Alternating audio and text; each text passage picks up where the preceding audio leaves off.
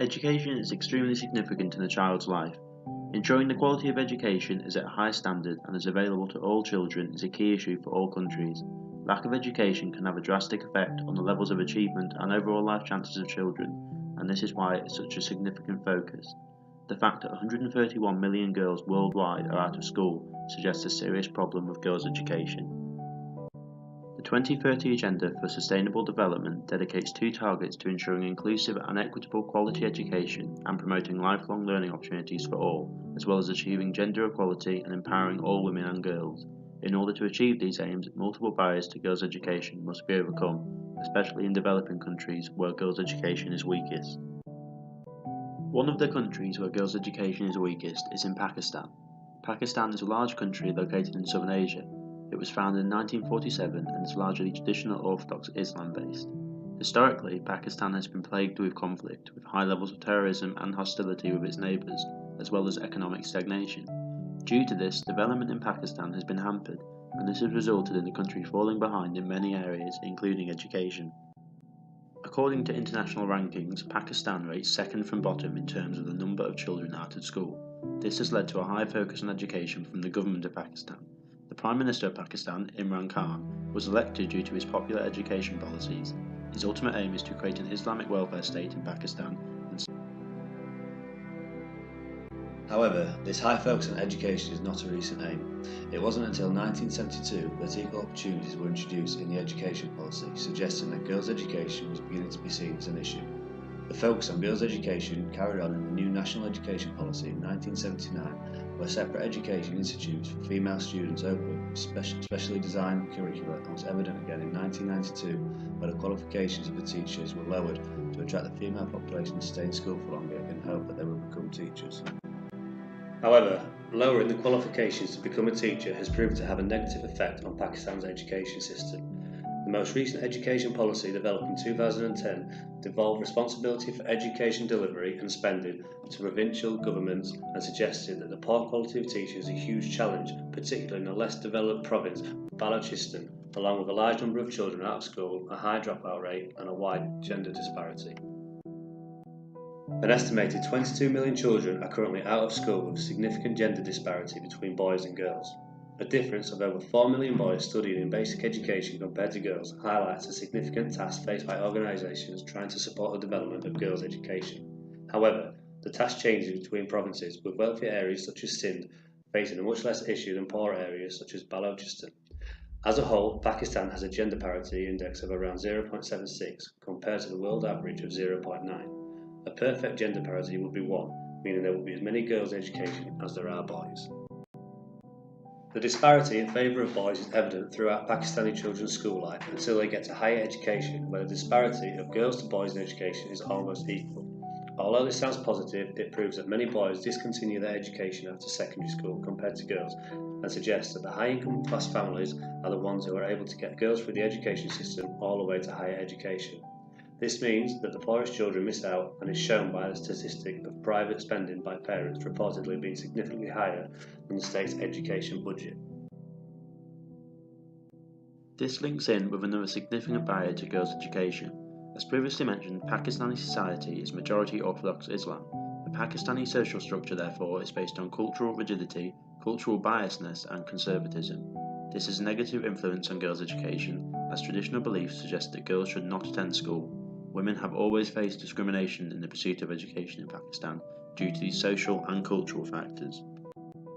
The general position of women and girls in Pakistan is a weak one. Due to traditional beliefs, there is a culture of male dominance which has resulted in women being left behind by men in all walks of life.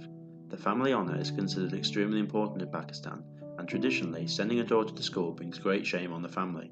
Therefore, girls are more often than not denied the opportunity to go to school and must stay at home and complete traditional household tasks, further exacerbating the gap between genders.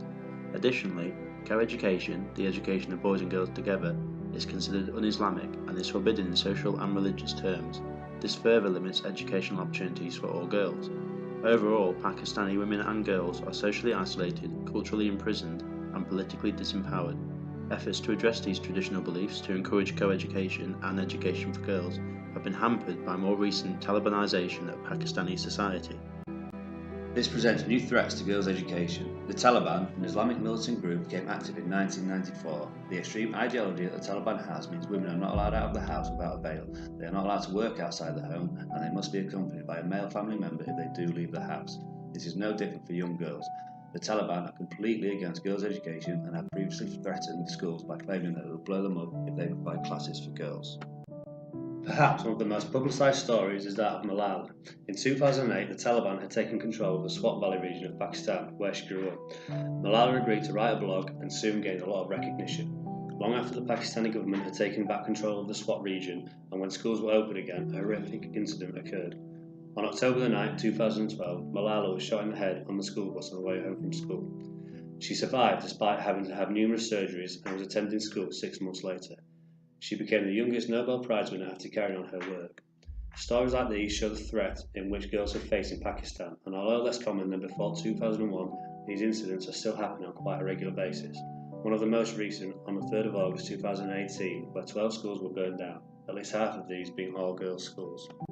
This negative view on girls' education was reiterated by a spokesman for the Taliban in 2009 who suggested that if women are not educated in the deen but rather in Western education, they will impart false information to their children who may be raised to hate jihad. In 2008, it became apparent that certain schools called madrasas were being fostered to teach religious radicalism and were being used for jihadi training. A huge crackdown by the government means 182 madrasas have been seized and over 100 people have been detained recently, proving that steps have been taken to halt radicalism and make schools safer. In order to overcome these barriers to girls' education, great effort and devotion of time and resources from multiple groups has been dedicated. Pakistan has been a member of the Global Partnership for Education since 2012, and as a result of this has received much support over recent years, especially in the provinces of Sindh and Balochistan. These provinces are extreme parallels of each other. Sindh is one of the richest, most urbanised and industrialised provinces in Pakistan, whereas Balochistan has minimal levels of infrastructure and industrialisation and has the highest levels of poverty in the country.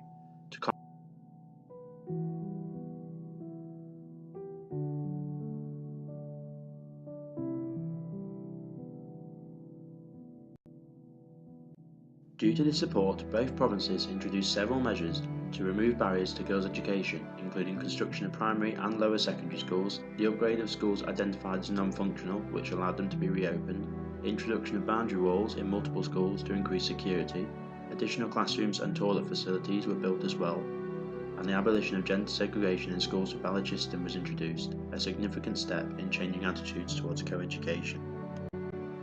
Another major factor to highlight is the increasing level of domestic expenditure on education in both provinces. Between 2011 and 2016 there has been a large rise in education budget of both provinces, indicating strong political will to improve education. All of these steps are necessary to assist girls in accessing and completing a good quality education, and therefore this suggests that progress is being made. However, according to reports, a mixed picture of progress is presented.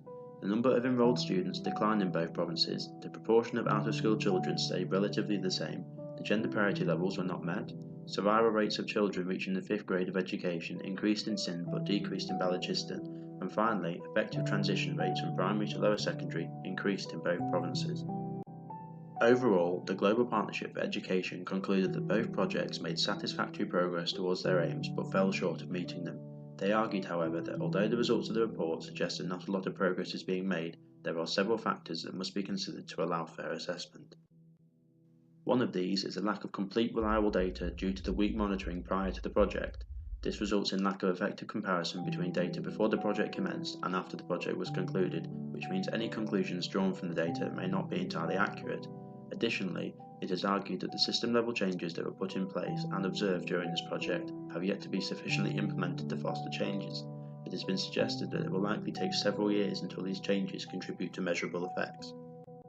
On the other hand, reports suggest that the changes implemented and the progress thus far has formed a potentially secure foundation for future change. Consulted authorities in both provinces affirm that future sector plans will focus more on addressing education quality, participation and equity, and that future programs undertaken will be designed according to the same model as the one completed, highlighting the belief and dedication of the Pakistani authorities in developing their education system to improve girls' education. In conclusion, there is evidently a major issue regarding girls' education in Pakistan. Since its formation, Pakistan has held conservative and traditional beliefs on the education of girls, arguing that it is not religiously or socially acceptable. This firm belief, spread through a large proportions of society, is one of the major reasons why girls' education in Pakistan is so poor compared to other countries. Other factors affecting the accessibility and quality of girls' education include lack of effective policy, large amounts of violence directed towards those who argue for girls' education, including groups like the Taliban, and overall gender bias in terms of accessibility of girls' schools, facilities and resources.